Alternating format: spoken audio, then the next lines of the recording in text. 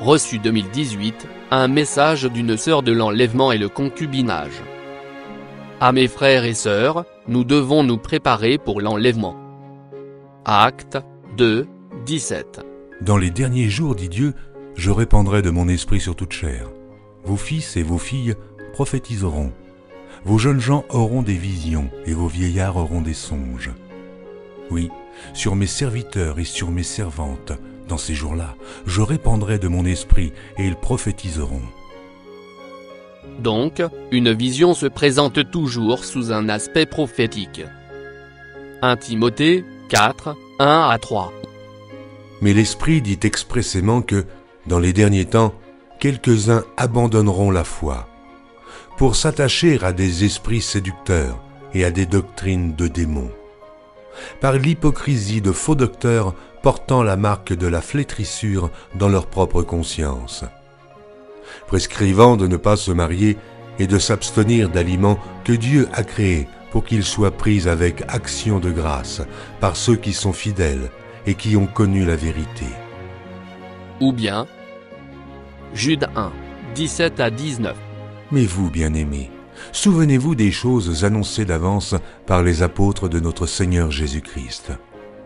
Ils vous disaient qu'au dernier temps, il y aurait des moqueurs, marchant selon leur convoitise impie. Ce sont eux qui provoquent des divisions, hommes sensuels, n'ayant pas l'esprit. Et 2 Timothée 3, 1. Sache que dans les derniers jours, il y aura des temps difficiles. Nous ne devons pas être comme les folles. 1 Thessaloniciens 5, 2. Car vous savez bien vous-même que le jour du Seigneur viendra comme un voleur, dans la nuit. 1 Thessaloniciens 5, 4. Mais vous, frères, vous n'êtes pas dans les ténèbres, pour que ce jour vous surprenne comme un voleur. Joël 1, 15. Ah, quel jour! Car le jour de l'Éternel est proche. Il vient comme un ravage du Tout-Puissant. Shalom, shalom, shalom à tout le monde. Soyez bénis dans le nom de Jésus. Je fais cette note vocale encore pour évangéliser, prévenir, surtout prévenir. Parce qu'il y a beaucoup de choses qui se passent. Et ceux qui ont les yeux spirituels actuellement vont savoir quelles sont les choses qui se passent. Et ce matin, j'ai fait une petite sieste à partir de 8 heures. Je dormais et j'ai eu une vision où le Seigneur m'a montré beaucoup de choses. Il m'a montré beaucoup de choses. J'ai vu des personnes étant enlevées. Il y aura des enlèvements. Dans le début qu'il me montrait, je ne comprenais pas, mais c'est à force d'intercéder qu'il m'a expliqué. J'ai vu des gens qui ont été enlevés. J'ai vu des personnes qui rentrent, c'est-à-dire des gens qui, comme les microbes par exemple, qui rentrent de force dans des familles, venus prendre des filles, des personnes, aller les enlever. Et les violent, ils les tuent parce qu'il y a un serpent. Il y a des hommes de ce monde, de ce pays, des grands de ce pays. J'ai vu les grands de ce pays qui sont dans une secte. Leur serpent, il y a un serpent qui demande chaque jour des personnes. Et les samedis, 2 personnes. Mais je ne sais pas exactement ce que ça veut dire. Mais ceux qui ont plus de discernement vont savoir ce que ça veut dire. Le chiffre 1 par jour et puis 2 les samedis. Il y aura j'ai vu mes amis, des connaissances où on rentrait dans leur famille. Hey, on prenait ces filles, on les violait. Mes amis, je les ai vus, on les violait. Et après qu'on les prend, on s'en les met dans une maison où la maison est voilée. Les gens voient, mais ils ne savent pas qu'il y a des choses qui se passent dedans. Et les gardiens ou les gens qui sont assis dans cette maison, ils ont des pieds de serpent pour ne pas permettre de laisser sortir les autres. Hey, il y a vu des personnes qui sont distinguées, même, ils ont été enlevés, mais ils sont distingués parce que Dieu a mis le sang sur eux. Ils sont distingués, ils n'ont pas pu encore, on les a pas encore étranglés ou je ne sais pas de trucs. Hey, peuple de Dieu, sortez du péché. Le Seigneur me demande de vous dire que son retour est bientôt. Le retour de Jésus est bientôt. Il y aura des catastrophes. Il y aura des catastrophes comme personne. Il faut que vous sortez du péché. Le Seigneur m'a dit de sortir du péché parce qu'il y aura une distinction, une sélection. Ceux qui sont dans l'impudicité, pardonnez, fuyez l'impudicité. Vous n'êtes pas mariés là. Arrêtez d'avoir des rapports. C'est pas beau. Le Seigneur demande de sortir du péché. Le mensonge, le vol, quittez tous ceux qui ne vous donnent pas Dieu. Aimez la droiture et des cœurs purs. Le Seigneur demande à vous d'aimer votre prochain, aimer les cœurs purs. Il va frapper, il y a le diable est fâché, le diable est déchaîné, le monde des ténèbres est dérodé, il réclame des vies. Et ceux qui sont pas d'accord à la parole de Dieu seront touchés. Réclamez le sang de Jésus, réclamez le sang de Jésus pour votre famille. Demandez à Dieu ce qui va se passer, demandez, il connaît toute la connaissance, ce qui va se passer, il connaît tout. Il ne se laisse surprendre par rien, vous avez un grand Dieu. Fléchissez chez nous, demandez les choses pour votre famille, comment vous devez combattre et spirituel. Rentrez en prière, sortez du péché, l'enlèvement. Le mois prochain, Jésus va revenir et les choses se passent. Sortez du péché. Il y aura beaucoup de choses qui vont se passer. Les enlèvements. Alléluia. Il y aura des choses qui vont se passer. Les gens réclament le sang. Je fais encore cette vidéo pour que vous partagez. Vous pouvez me sauver une âme. Je ne sais pas si j'ai bien expliqué. Vous pouvez peut-être, je ne sais pas, faire des statuts pour prévenir, mais c'est important. Sortez du péché. Sortez du péché. Je dis de sortir du péché. Il y a des choses qui vont se passer. Et soyez bénis. Shalom.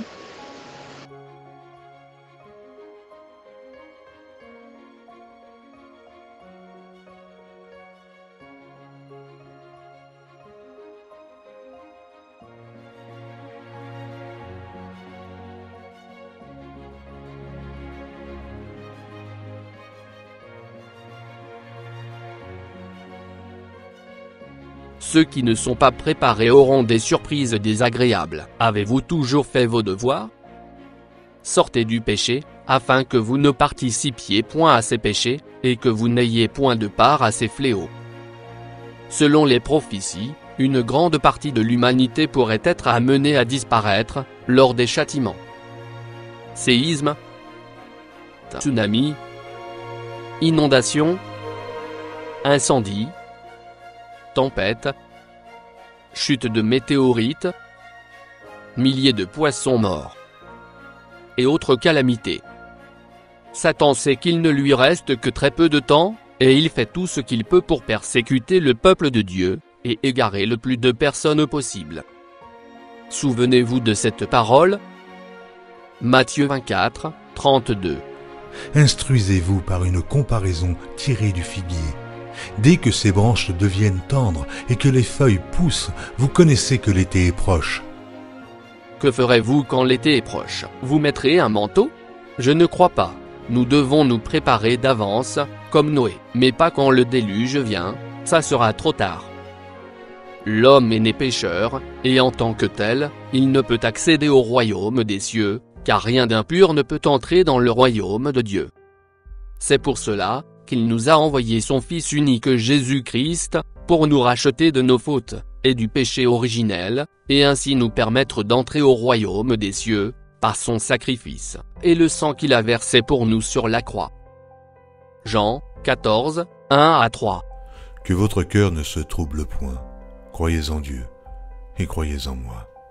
Il y a plusieurs demeures dans la maison de mon Père. Si cela n'était pas, je vous l'aurais dit. Je vais vous préparer une place. Et lorsque je m'en serai allé et que je vous aurai préparé une place, je reviendrai et je vous prendrai avec moi, afin que là où je suis, vous y soyez aussi. Souvenez-vous de Noé. Ce fut un déluge d'eau qui couvrit toute la terre, et de Lot, il détruit la ville de Sodome et de Gomorrhe. La colère de l'Éternel. Genèse 6, 5. L'Éternel vit que la méchanceté des hommes était grande sur la terre, et que toutes les pensées de leur cœur se portaient chaque jour uniquement vers le mal. Comme de nos jours. Genèse 6, 11 à 13, 17. La terre était corrompue devant Dieu. La terre était pleine de violence. Dieu regarda la terre, et voici, elle était corrompue, car toute chair avait corrompu sa voie sur la terre. Alors Dieu dit à Noé, « La fin de toute chair est arrêtée par devers moi, car ils ont rempli la terre de violence. Voici, je vais les détruire avec la terre. Je vais faire venir le déluge d'eau sur la terre, pour détruire toute chair ayant souffle de vie sous le ciel. Tout ce qui est sur la terre périra. » Luc 17, 28 à 30. Ce qui arriva du temps de Noé arrivera de même au jour du Fils de l'homme. Les hommes mangeaient, buvaient, se mariaient et mariaient leurs enfants jusqu'au jour où Noé entra dans l'arche. Le déluge vint et les fit tous périr. Ce qui arriva du temps de Lot arrivera pareillement. Les hommes mangeaient, buvaient, achetaient, vendaient, plantaient et bâtissaient. Mais le jour où Lot sortit de Sodome, une pluie de feu et de soufre tomba du ciel et les fit tous périr. Il en sera de même le jour où le Fils de l'homme paraîtra. À votre avis, que fera-t-il après? Aujourd'hui l'Éternel ne peut plus supporter ça. Crois-tu que Jésus-Christ veut une tache de sang sur ta robe de mariée? L'Église véritable qui se prépare à l'enlèvement est une Église qui se sanctifie, et qui partira pure, sans ride, ni tache, ni rien de semblable, mais sainte et irréprochable. Serons-nous prêts, quand ce cri se fera entendre, ou bien aurons-nous oublié de remplir d'huile de nos lampes? Nous ne sommes plus dans ci. Elle se fera, mais quand elle se fera? Bientôt, très bientôt. Que ceux qui ont des oreilles pour entendre entendent ce que l'Esprit dit aux églises.